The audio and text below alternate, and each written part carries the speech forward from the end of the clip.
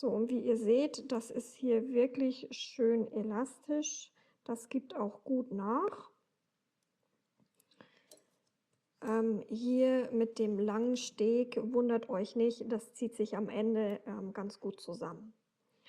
So, dann nehme ich die zweite Nadel.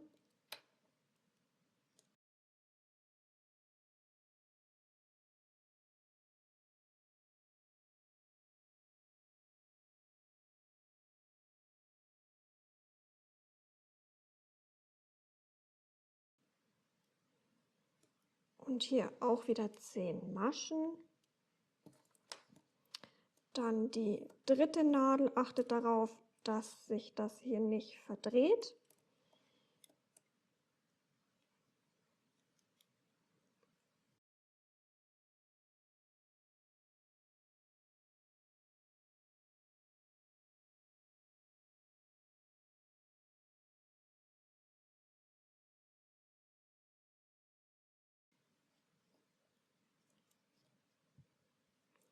So, auch wieder 10 Maschen.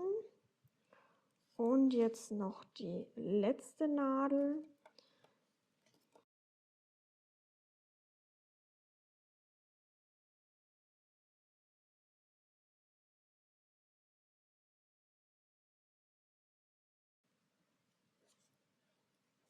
So, achtet hier bei der letzten Masche hier gleich darauf, den Faden festzuhalten. Das ist wichtig, weil sonst trennt die sich auf.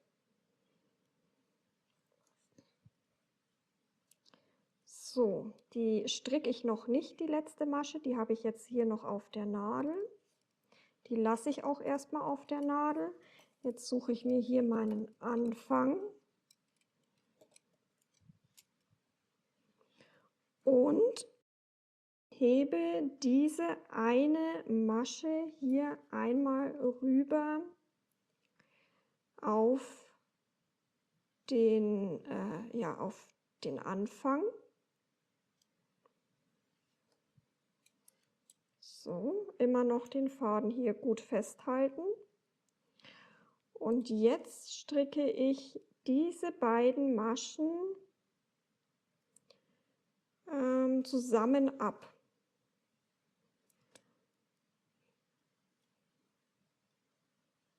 Das ist eigentlich die schwierigste Stelle an der ganzen Sache. Ihr könnt es natürlich so machen, so wird aber der Übergang am schönsten. Ihr könnt natürlich auch nur 40 Maschen hier stricken und dann ganz normal eben weiter stricken. Dann könnt ihr das dann am Ende ein bisschen kaschieren. So wird es aber wesentlich einfacher. So, ihr strickt das also jetzt zusammen ab. Und dann geht es einfach weiter im Muster, wenn ihr wollt. Jetzt zum Beispiel 2 rechts, 2 links. Dann mache ich jetzt mal 1, 2, 3, 4. Dann wieder 2 rechts und wieder 2 links. So, dann zeige ich euch das jetzt mal. So, dadurch, dass ich jetzt diese eine Masche hier rüber gehoben habe,